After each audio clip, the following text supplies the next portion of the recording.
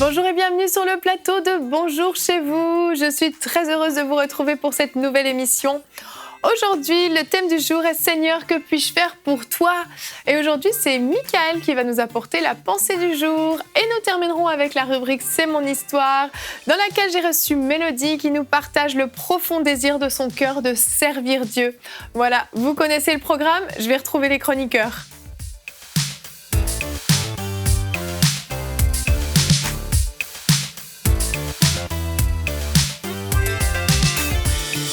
Bonjour tout le monde. Bonjour Evelyne. Ça va bien?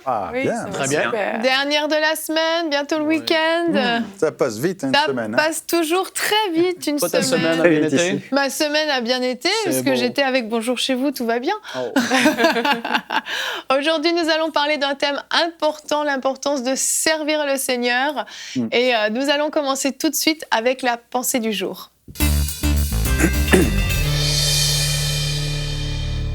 Michael, le titre de ta pensée, c'est « Servir Dieu ou se servir de Dieu ».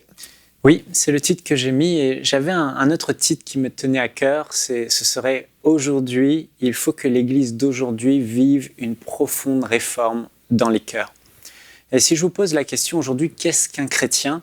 Vous allez certainement me répondre qu'un chrétien, c'est quelqu'un qui croit que Jésus est le sauveur du monde. C'est peut-être quelqu'un qui s'est détourné de son ancienne vie et qui vit maintenant, il ne vit plus dans le péché, il vit dans la sainteté. Ou c'est quelqu'un qui a une relation personnelle avec Dieu, c'est vrai. Mais quand on plonge nos regards dans les Écritures et qu'on regarde l'Église primitive, l'Église des temps des Actes, l'Église des Épîtres, on réalise qu'un chrétien, c'était bien plus que cela.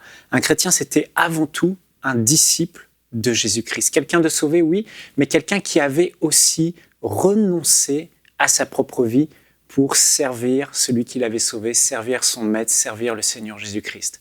Et d'ailleurs, Jésus a dit d'aller partout dans le monde et de faire, non pas des nations, des personnes sauvées uniquement, mais il a dit d'aller plus loin. Il a dit, allez dans toutes les nations et faites des nations des disciples. Et Jésus a dit dans Matthieu chapitre 10 ou Luc verset 14, il dit ce qu'un disciple, c'est une personne qui a renoncé à sa propre vie, qui se charge chaque jour de sa croix pour faire la volonté de Dieu, accomplir ce que Dieu veut. Et si on ne fait pas attention aujourd'hui, on se laisse refroidir par la pensée populaire qu'on est là pour que Dieu existe pour nous et on oublie que c'est l'inverse, c'est nous qui existons pour Dieu, pour faire sa volonté.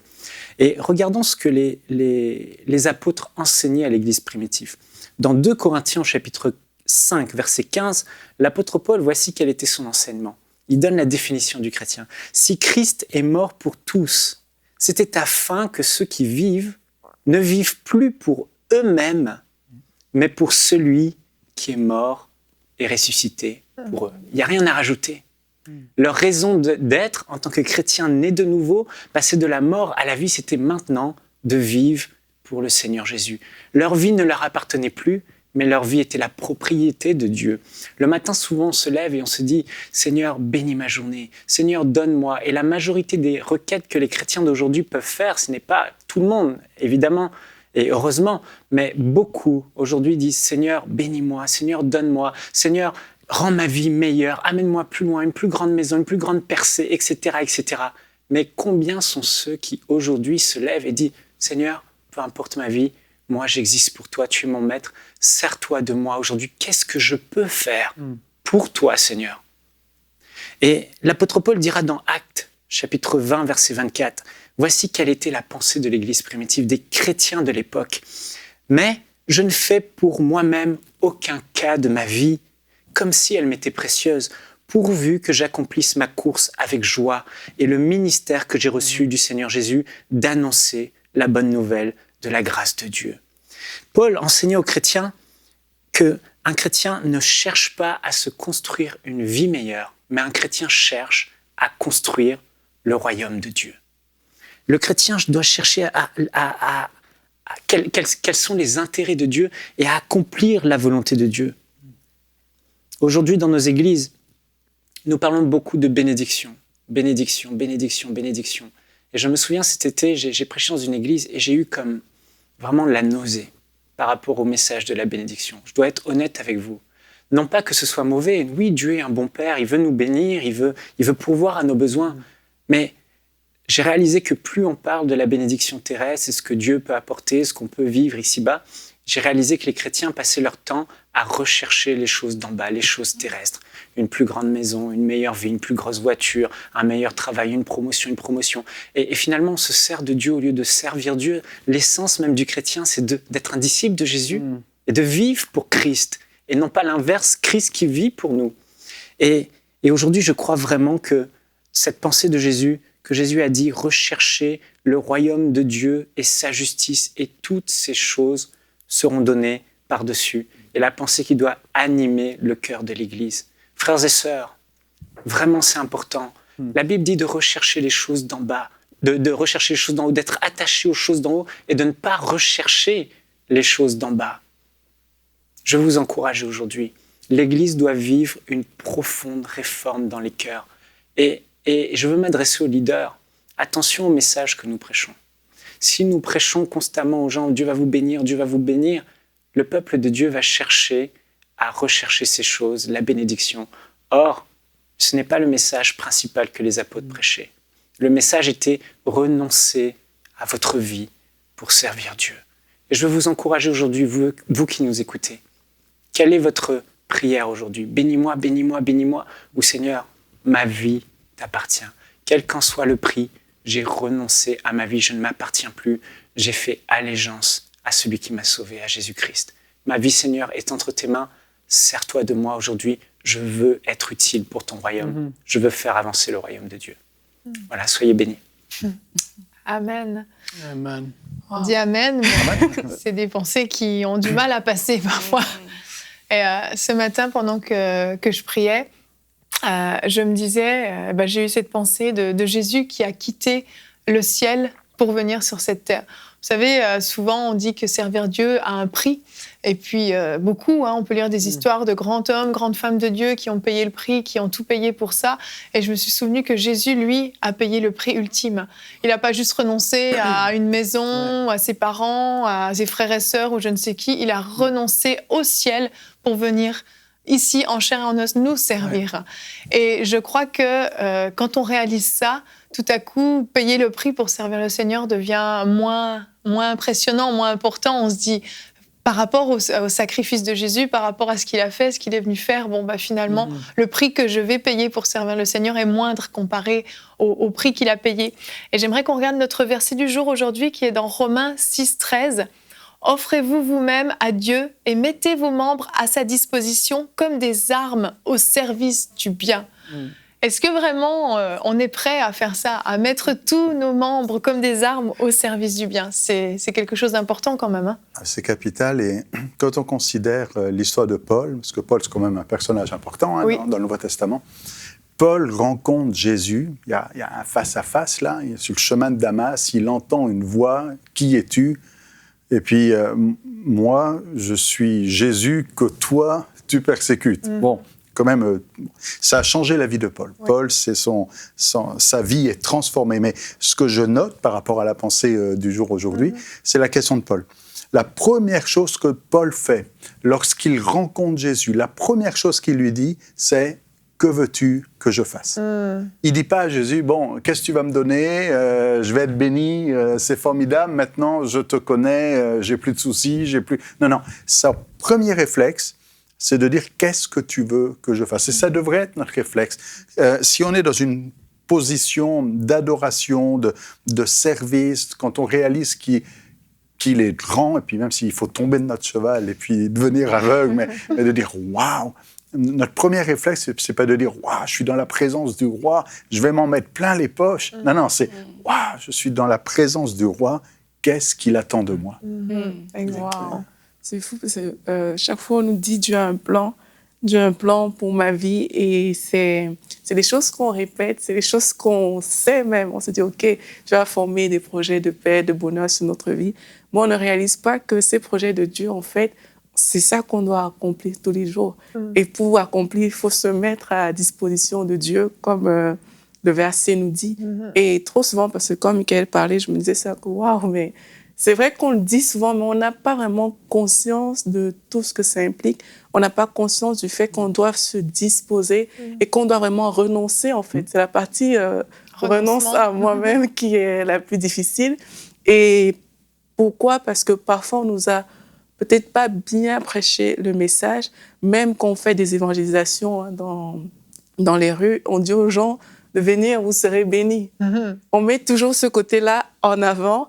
On ne met pas le côté, je renonce à ma vie personnelle pour suivre Jésus. C'est vraiment, venez, votre vie va changer, vous serez bénis, etc.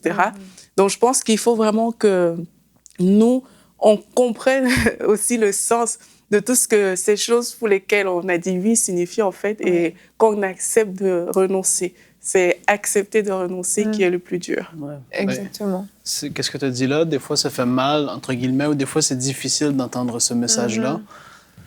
Mais aujourd'hui, où est-ce qu'on est? La parole, elle nous a dit que dans les derniers temps aussi, à la fin, les gens vont avoir la démangeaison d'entendre ce qui leur plaît, ce qu'ils vont vouloir entendre, et ce qui va être agréable, et puis ce qui ne va pas demander de changement. Puis ça, c'est complètement contraire à la parole de Dieu. Moi, depuis que je suis avec Jésus, vraiment, je marche à 100% avec lui, il a fallu que je change. Puis je veux dire, tu veux progresser, tu l'aimes, et donc tu veux changer, tu veux être transformé à son image, tu veux vivre ces choses-là. Et on l'a dit tellement de fois dans Mon jour chez vous, on veut être transformé de gloire en gloire, mais oui, ça coûte quelque chose. Puis je suis d'accord entièrement avec Michael, avec le fait qu'on est rendu là, je crois, dans l'année où ce qu'on est. L'Église, oui, c'est vrai, il va y avoir un retour à ce message-là. Moi, je le crois. Parce qu'il y a beaucoup de grandes églises, ils vont très rarement prêcher ça. Parce que c'est des messages qui vont pousser au changement. C'est des messages qui sont plus difficiles, qui font, comme tu dis, oui, fuir, déranger. Tu ne veux pas faire peur aux nouveaux qui arrivent parce que tu prêches un message qui est... Paul, je ne crois pas qu'il avait fait attention aux nouveaux qui étaient là. En fait, il prêchait la vérité. Puis c'est juste ça qu'il voulait entendre. J'écoutais un message, justement, hier soir chez moi, à la télévision, d'un homme de Dieu, et puis il parlait un peu des réveils qu'il y a eu, en tout cas.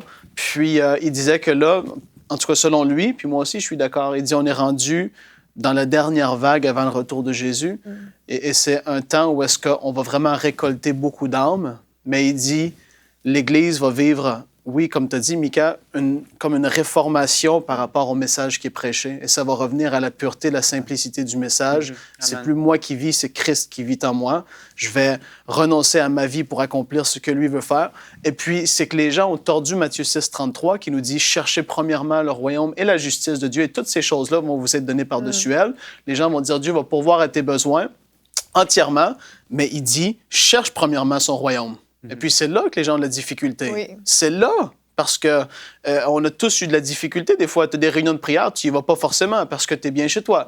Tu ne cherches pas tout le temps le royaume de Dieu tout le temps. Et puis, en tout cas, on est rendu là, ça va revenir à ça. Puis, je crois que oui, ça dérange, mais ça a besoin d'être prêché. Si tu veux voir vraiment des vies être transformées, tu veux aller à un autre niveau dans ta vie avec Dieu, tu veux voir des âmes se donner au Seigneur, il faut qu'il y ait un prix à payer. Et puis ça, c'est clair. Hein? Oui, ça, c'est sûr. Hein? Et si on parle de réforme, c'est parce qu'il y a un problème. C'est qu'il y a quelque chose à changer. C'est ça, exact, ouais. Et si on réalise qu'il y a un problème, ça nécessite de la repentance aussi. Et de dire, Seigneur, pardonne-nous nos offenses. Là, on a mal agi, on a mal fait, et il faut qu'on corrige. Et ça a été adressé aussi aux leaders et aux pasteurs. C'est sûr que si l'Église est mal élevée, les éducateurs sont responsables aussi. Et c'est la responsabilité des pasteurs, des hommes de Dieu, des enseignants, de conduire chacun à cette notion de service et de sacrifice. Je reviens à Paul. Quand Paul dit à Jésus « Qu'est-ce que tu veux que je fasse ?» On s'attendrait, nous, dans notre imaginaire, à entendre Jésus lui dire « Écoute, Paul, voilà ton destin, ton chemin, ta destinée. » Et Jésus lui dit « Rentre et quelqu'un viendra te le dire. » Et Jésus lui dit même pas directement. Mais pour Paul, quelques années plus tard, lorsqu'il raconte son témoignage, il dit « Jésus m'a dit ».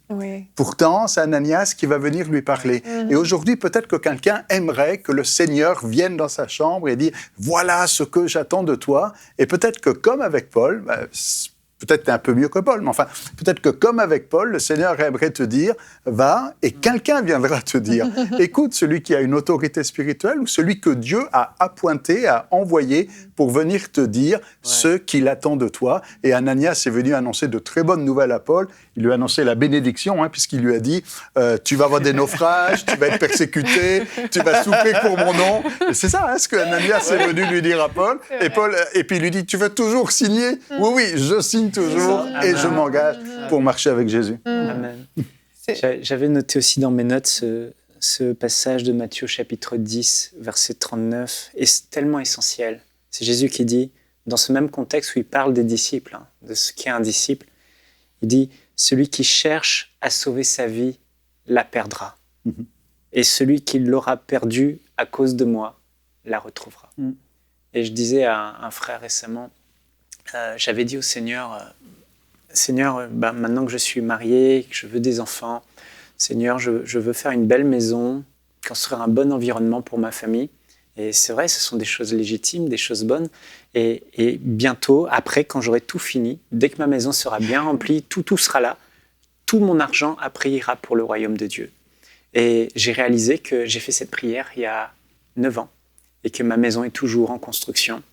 Et il reste un tapis là, il reste un truc là, un truc là, un truc là. Non pas qu'on n'a pas fait des petits sacrifices pour le Seigneur, on l'a fait, mais j'ai réalisé devant mon miroir, je me suis repenti. J'ai dit, Seigneur, pardon, cette prière ne venait pas de ton esprit, je te demande pardon.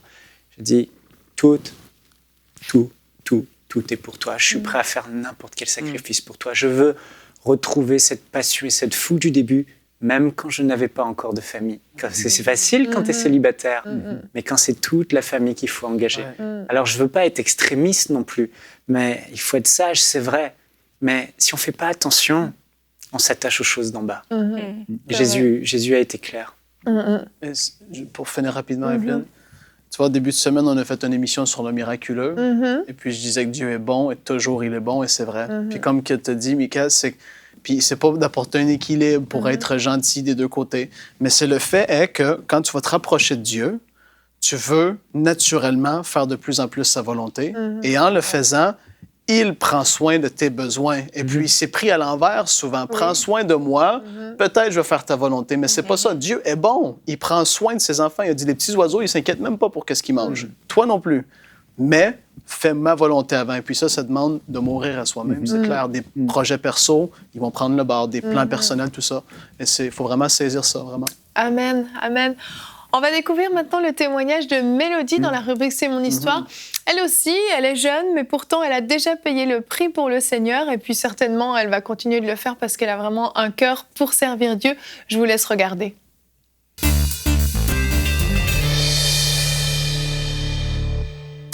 Et on continue donc avec la rubrique C'est mon histoire dans laquelle je reçois aujourd'hui Mélodie. Bonjour Mélodie. Bonjour. Ça va bien? Excellent, ravie d'être ici. Moi je suis très contente d'avoir fait ta connaissance parce qu'on se connaît depuis un coup de fil la semaine dernière, donc c'est tout frais. Et j'ai découvert une super belle histoire d'une jeune fille qui a toujours voulu servir le Seigneur de tout son cœur et qui le sert encore actuellement aujourd'hui. Et puis aujourd'hui tu es venue nous raconter ton histoire, justement ton cheminement avec le Seigneur et puis particulièrement dans le service. Et pour revenir aux origines, toi, tu es né à Malte de parents chrétiens et tu avais déjà des grands-parents qui ont suivi le Seigneur également, c'est ça? Exactement. Je pense que mon histoire commence, comme la plupart d'entre nous, un peu avant moi. Mes grands-parents, c'est ça, d'origine italienne. Tu le verras peut-être bientôt quand je commence à parler avec mes mains. Mais c'est ça, mes grands-parents italiens étaient très consacrés au Seigneur. Mon grand-père était pasteur. Ils ont émigré en Belgique, de l'autre côté, du côté de mon père, en France. Mes parents sont nés en France et en Belgique, grandis là-bas dans des contextes chrétiens. Ils se sont mariés et ensuite ils sont allés en tant que missionnaires à Malte. Et c'est là que je suis née, justement. Ils étaient impliqués là-bas. Ils ont implanté la première église évangélique à Malte. C'est génial. C'est vraiment cool, oui. Je dirais après l'apôtre Paul. Oui. Oui, une photo de mes parents, une belle moustache des années 90. Ça l'a changé, une chance. C'était la mode. Oui. Pour sa défense. Pour sa défense. Et donc, eux, ils ont vraiment fait un bon travail là-bas jusqu'à ce que le Seigneur les a appelés à venir au Canada. Et c'est ça, je suis venue avec eux, évidemment, quand j'avais 2 ans. Et à partir de ce temps-là, j'ai vraiment observé leur ministère et je me suis impliquée rapidement aussi. Dès que j'étais adolescente, je voyais un besoin dans l'Église, comme la plupart d'entre nous qui ont peut-être grandi dans des contextes chrétiens, on trouvait une facilité à servir ou à Juste, C'est naturel, en fait, presque. Exactement. Quand on a grandi comme ça, on le fait sans trop se poser de questions, en fait. Sans trop se poser de questions. Et voilà le problème. Je pense que c'est un très bon point. Je me suis pas trop posé de questions. Je voyais la valeur de la vie chrétienne et du service dans le ministère de mes parents ou des chrétiens autour de moi. Et je voyais qu'il y avait une valeur dans la vie chrétienne, mais je dirais que ma relation avec le Seigneur n'était pas encore arrivée à cette dimension où le service était le résultat d'un épanouissement de ma relation avec lui. C'était encore assez superficiel, disons. Et je servais en toute sincérité. Mon C'était cœur, presque un style de vie, si on peut dire. Exactement. Ouais. Et tu sais, on le lit, on grandit en entendant servir les autres, aimer les autres. Alors, ça devient vraiment comme c'est un style de vie, exactement. Mais quand j'étais adolescente, quand même, je dois avouer que j'avais le cœur assez partagé parce que je réfléchissais, je me disais, mais en quoi est-ce que je crois vraiment? Est-ce que c'est ma religion, c'est la religion de mes parents et tout? Alors, c'est sûr que j'ai commencé à avoir des questionnements. La remise en question des enfants chrétiens, un petit peu, hein, ça arrive assez souvent. C'est tout à fait normal. Et là, tu as fait un genre de crise d'adolescence, si on veut, où tu as fait ton sac à dos et tu as dit « je traverse l'océan ». Oui, exactement. C'est ce que je me suis dit. J'avais dans la vingtaine. Et c'est drôle parce que mon cœur mon apparence était très correcte. J'étais chrétienne et tout. Mais dans mon cœur, j'avais vraiment le cœur partagé. Et c'est ça qui m'a, en fait, qui m'a incité à... Exactement. J'ai fait un sac à dos et je suis partie en voyage en Europe. Un voyage sans but, un petit peu. T'avais un objectif quand même? Un peu comme aller... Je me cherchais. Je me cherchais. Je cherchais un peu mes racines, ma famille. Je cherchais le Seigneur, peut-être sans le savoir. Et il m'a trouvée, en fait, de l'autre côté de l'océan. Longue histoire courte, j'ai débarqué à Amsterdam un jour et des anciens amis à ma famille savaient que j'étais là, m'ont invité chez eux. Et ils avaient un ministère là-bas, une école de formation de disciples. Et je suis allée visiter un peu qu'est-ce qui se passait là-bas et ça m'a vraiment intriguée. Je me suis dit, OK, intéressant, mais c'est pas pour moi. Moi, j'ai ma belle petite vie chrétienne déjà faite au Canada. Alors, je suis retournée au Canada et c'est les mois qui ont suivi, en fait, que le Seigneur m'a vraiment, vraiment interpellée. J'étais en relation, j'étais en couple assez sérieux dans le temps. J'étais jeune, j'avais 21, 22 ans. Et déjà, j'avais en tête de me marier, la relation avec mon copain. Il était chrétien aussi, un homme de Dieu aussi. Super. Un peu la même histoire. Les deux, on cherchait de quoi de plus. Et c'est quand le Seigneur m'a appelée à aller en Europe que je me suis dit, bon, d'accord, OK, mais ça va me coûter quelque chose. J'ai peur. Et bon, on avance l'histoire. L'histoire est longue, mais on va la garder un peu courte. Mais le Seigneur nous a demandé à moi et mon copain de se laisser. C'était le sacrifice à faire. Et puis, on l'a fait. C'était très difficile. Mais j'ai passé 1 an, ma première année à Amsterdam, où j'ai vraiment découvert... J'ai découvert le cœur de Dieu. Et je pense que c'est là, finalement, que mon cœur a été saisi. Vraiment, je ne servais plus pour juste comme deuxième nature, tu sais. J'y pensais maintenant, je réalisais en fait que mon service était un résultat d'une relation avec lui. Mais ça a pris quelques temps parce que les premiers mois, la première année à l'école de formation de disciples où finalement je suis allée, le Seigneur me travaillait énormément. Et parce qu'il y avait un petit peu de rébellion dans ton cœur quand même vis-à-vis de lui, en fin de compte, et vis-à-vis même de la religion de tes parents, si on veut bien. Enfin, en tout cas, Tout à fait. Mais c'était discret. Très discret. Les gens n'arrivaient pas à cerner, en fait, que je vivais cette tension-là en moi, cette tension-là en moi. Cette tension qui était un peu de la part... je connais la vérité, mais je ne l'ai pas encore vécue pour moi-même. Et jusqu'à temps qu'on en arrive à vraiment vivre sa foi, on vit dans une tension, une espèce de... On n'est pas satisfait. Et c'est où j'en étais. J'étais pas satisfaite, mais je savais pas pourquoi, parce que j'avais aucune raison d'être insatisfaite. Du moins, je en apparence, en exactement. Tout cas. Et le Seigneur venait toucher à des points vraiment sensibles dans ma vie, l'orgueil. Parce que même quand on est dans le service, parfois, là, on peut vraiment vivre dans l'orgueil sans le savoir. Et j'ai rencontré le Seigneur dans un des plus beaux services que j'ai fait, c'était nettoyer les toilettes. Sans blague. Et je me souviens, le jour où vraiment j'ai eu une rencontre très particulière avec le Seigneur, c'est quand c'était à mon tour de laver les toilettes de l'église. Là. C'est très... C'est glamour. Oui, mais c'est le service, un service parmi tant d'autres. Mais si tu avais un petit problème au niveau de l'orgueil, c'est certain qu'il n'y a pas plus humilité que ça. Exactement. Mais mon cœur s'est révélé dans ce moment-là où j'ai réalisé, Seigneur, si je devais laver cette toilette toute ma vie pour toi, et mon cœur y était, là, j'ai compris, waouh, c'est ça vraiment le service. C'est merveilleux. Et je suis rentrée dans une dimension avec lui, mais ça a quand même pris un peu de temps pour que vraiment j'approfondisse ma relation avec lui. Et après ma première année, quand je suis retournée au Canada pour un stage dans une église, j'ai passé beaucoup de temps à lire la Bible avec mon pasteur, et c'est la simple parole de Dieu qui est venue ranimer mon cœur, ou animer mon cœur. J'ai eu une rencontre avec le Saint-Esprit qui a bouleversé comment je le voyais. Je voyais le Seigneur, comment je comprenais ma relation avec lui. Et là, j'ai été propulsée dans une autre dimension dans ma vie, dans le service, dans ma communication avec le Seigneur. Et l'épanouissement, j'imagine. Exactement. Avant ça, tu servais, mais sans forcément vivre cet épanouissement que peut procurer le service. Oui. Et c'est ça, je pense, le contraste. J'ai souvent pensé que j'avais pas de témoignage, vraiment, parce que je me dis...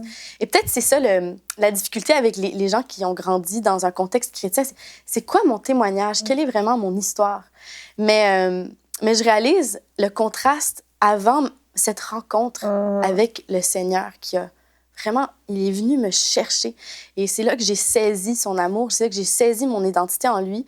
Et tout ce qui avait été déposé dans ma vie depuis que j'étais petite, c'est comme les semences ont poussé. Ont germé. Ouais. Ah, c'était incroyable. Et là, du coup, mon service s'était rendu différent, avec une profondeur différente. La sincérité n'était pas juste superficielle, elle était profonde. Et je réalisais en fait que le service est, en fait, de notre épanouissement, on peut servir. Notre épanouissement dans notre relation avec le Seigneur, le résultat, c'est un service.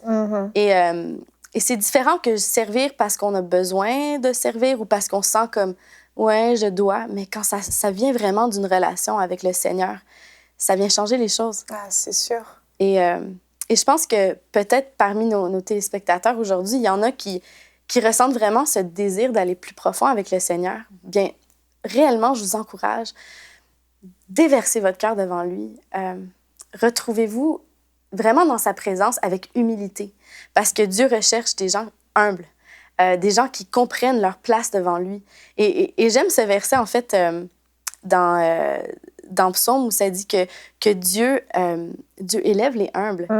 Et en fait, ça donne encore plus d'humilité pour servir. En tout cas, c'est un beau paradoxe qui se passe dans la vie de service avec le Seigneur. Mais tout doit venir d'une relation avec lui. Amen. Une relation sincère.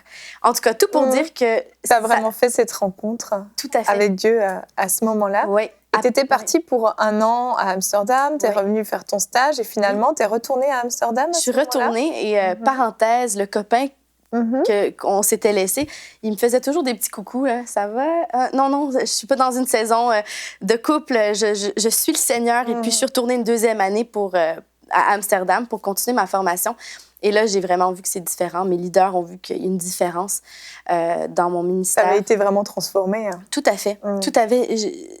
Tout a changé parce que j'ai eu cette rencontre avec le Seigneur et j'ai continué à avoir des rencontres comme ça. Et puis, après ma 3e année de ma formation... Tu es restée 3 ans finalement, donc... Oui. 1 année, devenue 2 années, devenue 3 années. Puis après ma 3e année, je suis revenue. Et le copain, en fait, qui, disons, m'avait attendu pendant 3 ans, lui aussi avait fait, je veux dire, je peux pas parler pour lui, mais je sais que lui aussi a un cheminement durant ce temps-là où il a aussi compris le service et l'humilité devant Dieu dans son service. Et après 3 ans, on s'est retrouvés et finalement, on s'est mariés. C'est extraordinaire. Dieu fait vraiment, vraiment bien les choses. Amen. Et je me rends compte que parfois, ça doit nous coûter quelque chose. Ça nous coûte quelque chose, le servir. Si ça ne nous coûte pas quelque chose, il faut se poser des questions. C'est vrai. Et dans mon cas, ça m'a coûté quelque chose dans cette saison-là. Et j'en ai vraiment... Dieu m'a béni personnellement dans ma relation avec lui. Et ensuite, en revenant, il m'a encore béni et ça continue de me coûter quelque chose. Ben oui, à tous les jours. Forcément, oui. Parce qu'aujourd'hui, tu es très impliquée à l'IBQ. L'IBQ, je te laisse le dire dans le bon ordre, je vais le dire dans le désordre, ce que ça signifie. L'Institut biblique du Québec. Merci, je mélange toujours. Exactement, je suis directrice de la formation de disciples à l'IBQ, où on offre, c'est ça, des cours. C'est une école biblique, en fait. C'est ça. Tu encadres beaucoup de jeunes qui, certains, ont des cheminements identiques aux tiens, en plus. C'est vraiment, c'est ça, c'est drôle comment Dieu peut utiliser nos histoires pour venir toucher des gens. Parce qu'effectivement, beaucoup de jeunes vivent cette réalité-là où ils ressentent qu'il y a une dimension plus profonde dans leur vie chrétienne, dans leur service avec le Seigneur, mais ils ne savent pas vraiment comment percer, comment y aller. Et oui, j'ai vraiment l'honneur de pouvoir cheminer avec des jeunes dans ce programme de formation de disciples qui s'appelle le Réseau. Et c'est vraiment, vraiment incroyable voir comment une année dédiée au Seigneur peut vraiment venir changer la dynamique dans notre relation avec lui. Ah oui, vraiment. On est plus intentionnel, passer du temps avec lui. Ça vient changer notre cœur, ça vient changer notre perspective et notre implication à son service, dans son service. Alors, c'est un peu mon histoire. Il y en a encore beaucoup à partager, là, mais... Et toi, tu continues non seulement à l'IBQ, mais tu es aussi chantre, donc tu fais la louange dans ton assemblée, et parfois dans d'autres assemblées. Tu prêches aussi, tu encourages beaucoup les jeunes. Toi, ton cœur est vraiment pour les jeunes particulièrement ou pas nécessairement? Effectivement, je fais la louange aussi avec mon mari, qui est très, très impliqué dans la louange. Il est très doué. Et ensemble, on fait la louange. Effectivement, aussi, je prêche. Et mon cœur, c'est vraiment pour la formation de disciples. Je réalise, en fait, que c'est un commandement tellement important que Jésus nous a donné. Et comment former des disciples à l'image de Jésus.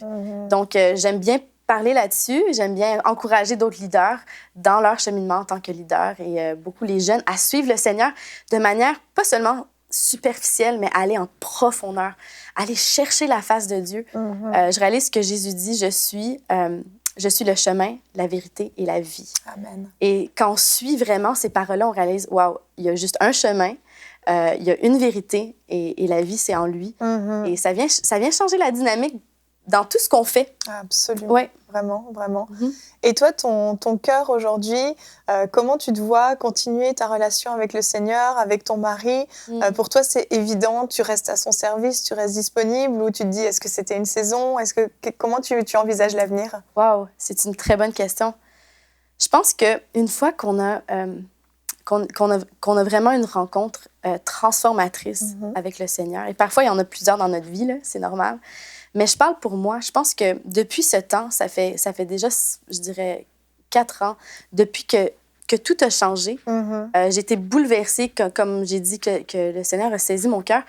Depuis ce temps-là, je réalise que ma relation avec lui est une relation en développement. C'est plus comme avant, où c'était comme je devais travailler pour prouver ma relation avec lui dans mon service ou dans la personne qui j'étais, la vie chrétienne que je menais. Mais là, maintenant, c'est un développement. Et même quand je faillis, je réalise que Dieu est fidèle. Et c'est plus comme je dois plus me prouver. Je dois simplement cheminer, marcher avec lui, rester près de lui. Et en fait, comment ça se vit concrètement? C'est, en fait, être à l'écoute. Et je réalise que là où Dieu m'a placée présentement, c'est là où il a besoin de moi. Et c'est pas toujours facile être obéissant parce que parfois, il nous amène dans des endroits où on veut pas être. Je dis pas que je veux pas être où je suis. Non, mais... Je suis très contente d'où je suis. Mais je réalise que c'est mettre en action sa vie, être à l'écoute du Saint-Esprit, être à l'action dans les petites choses, dans les grandes choses, dans les projets. Pour l'instant, mon mari et moi, on aimerait continuer dans la musique. On a quelques projets là-dedans à venir. Et, on verra bien, mais c'est être dans l'obéissance, à l'écoute, dans l'action, d'une manière sincère. Tu ne te vois pas ne plus servir le Seigneur. Pour toi, c'est tellement pas une option, quoi. Ton cœur est attaché à lui et je crois que tu lui as prouvé quand même que tu étais prête à payer le prix s'il le fallait pour le servir. Parce que quand même, quand tu avais laissé ton copain à l'époque, ça peut paraître pas grand-chose, mais à cet âge-là, quand même, tu étais en train de bâtir une relation de couple qui allait t'emmener normalement au mariage. Tu as pris cette décision. le Seigneur t'a rencontré et puis il avait prévu un rendez-vous avec toi et tu as été obéissante. Et je crois que vraiment, le service et l'obéissance sont des choses qui fonctionnent ensemble. Absolument. Et t'en es la preuve, vraiment, parce que c'est exactement ce que tu as décidé de faire. Tu as été obéissante et tu l'as suivi, tu le sers aujourd'hui. Oui. Et tu as un site internet pour ceux qui peut-être aimeraient te contacter, que ce soit au niveau de la louange, au niveau de la prédication, de l'encadrement des jeunes. Est-ce que tu peux nous en dire un petit peu plus rapidement? Absolument. Alors, le site internet, c'est www.melodieloria.com. Tout simplement. Tout simplement. Et sur ce site, qu'est-ce qu'on peut y trouver? Est-ce que tu as des articles? Je commence maintenant à publier mes pensées. J'ai un blog. Et aussi, juste pour me contacter pour n'importe quoi, ça me ferait plaisir d'être en contact avec et d'être à l'écoute de ce que Dieu fait dans son royaume. Et puis, et tu as mentionné quelque chose par rapport à l'obéissance. Je pense que c'est quelque chose qui m'a beaucoup, beaucoup encouragée. Des paroles sages que j'ai entendues, c'était que le coût de l'obéissance n'est jamais plus grand que les bénédictions de l'obéissance. Et parfois, ça nous coûte quelque chose d'être obéissant. Dans mon cas, ça m'a coûté une relation qui m'était très, très, très chère. Mais je vois maintenant de l'autre côté que la bénédiction qui a découlé de cette obéissance était tellement plus grande que ce que ça m'a coûté. En fait, je peux vraiment bénéficier des avantages de cette relation merveilleuse avec le Seigneur. Ça a valu le coup, finalement. Hein? Vraiment. C'était un lourd prix payé, mais ça a valu le coup. Et surtout que c'est venu donner une profondeur à mon service, à ma vie. Je sais pas comment... C'est dur à mettre en mots, mais cette rencontre avec Dieu, vraiment, chercher sa face, être avec lui, ça vient changer la dynamique entre moi et lui et entre moi et les autres aussi. Tellement. Et c'est vraiment cool. C'est vraiment merveilleux. Je crois que ton témoignage, Mélodie, encourage beaucoup de personnes qui nous écoutent, qui hésitent peut-être à s'engager, qui hésitent à faire des pas de foi, devoir traverser l'océan parfois. Parfois, c'est juste traverser la rue, hein, mais ça peut coûter aussi parce que c'est cet engagement qui fait qu'on dit « Seigneur, je suis disponible, je me mets à ton service ». Et peu importe le prix que ça va me coûter. Et ça, c'est l'obéissance. Et je crois qu'il n'y a pas de plus belle bénédiction qu'on peut recevoir en retour que cet épanouissement de servir le Seigneur, de faire la chose à laquelle on a été appelé. Et je crois qu'on ne peut pas vivre la joie parfaite et pleine si on n'est pas en train de faire ce pourquoi Dieu nous a appelés. Ouais. Merci vraiment beaucoup, Mélodie, pour ton formidable témoignage. Et puis, je te souhaite vraiment de réussir et de pouvoir aller encore plus loin avec le Seigneur dans ta relation avec lui et puis surtout dans ton ministère, parce que c'est bien un ministère dont on parle. Pour la gloire de Dieu. Amen. Merci beaucoup, Mélodie. Donc vous voyez, il n'y a pas d'âge pour vouloir servir Dieu. Je crois qu'à tout âge, on peut décider de servir Dieu. Et j'aimerais conclure cette émission en vous rappelant que lorsqu'on a dit oui à Jésus, lorsqu'on l'a reçu dans notre vie, lorsqu'on a reçu le pardon pour nos péchés, lorsqu'on lui a donné toute notre vie, on a signé aussi pour lui dire « Seigneur, je vais te servir, je me mets à ton service ». Et quand on a signé pour ça, c'est une alliance qu'on a faite avec lui. Lui nous a pardonné, lui nous a purifiés, lui nous a dit qu'il allait nous transformer de gloire en gloire pour qu'on lui ressemble de plus en plus. Et nous, on s'est engagés à servir le Seigneur avant toute chose. Donc, vous avez certainement des besoins qui ont besoin d'être pourvus. Vous avez certainement des choses dans votre vie qui ne sont pas encore parfaites. Ça peut être des fois des maladies, des problèmes de couple, des problèmes d'argent, toutes sortes de choses. Mais comme on l'a dit, remettons Matthieu 6,33, pardon, dans le bon sens. Cherchons d'abord les choses d'en haut. Dieu va s'occuper du reste. Mais cherchons les choses d'en haut. Fixons nos yeux en haut sur le Seigneur. Seigneur, que puis-je faire pour toi? Que ce soit la prière de votre cœur à la maison, que ce soit même un cri du cœur. Seigneur, que puis-je faire pour toi? Dis-le-moi et je vais le faire. Je serai obéissant. Merci à vous pour cette émission qui va devoir être digérée encore, mais qui fait du bien. Ou la réécouter. Ou la réécouter, exactement. Et nous allons nous retrouver la semaine prochaine pour encore d'excellentes émissions de Bonjour chez vous. Je vous souhaite un excellent week-end. Merci à vous tous de nous avoir suivis et bonjour chez vous.